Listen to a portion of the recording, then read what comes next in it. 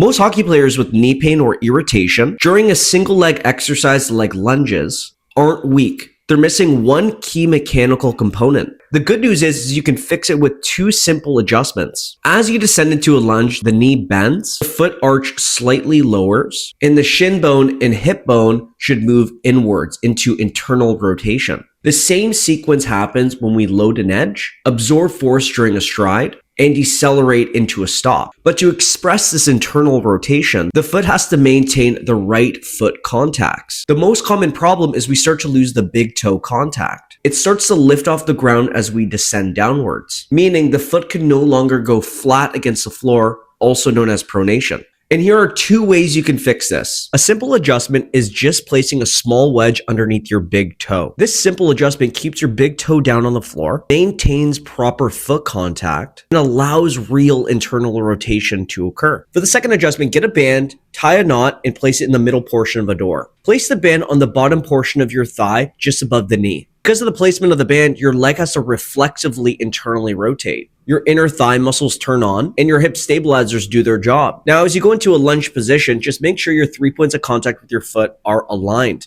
being your heel, your big toe, and your pinky toe. And if you're doing this right, you should feel the inner thigh muscles turn on, having better control of your hip, and the knee feels supported, not irritated. For each adjustment, you can do 10 repetitions of 2 sets, practicing proper body mechanics.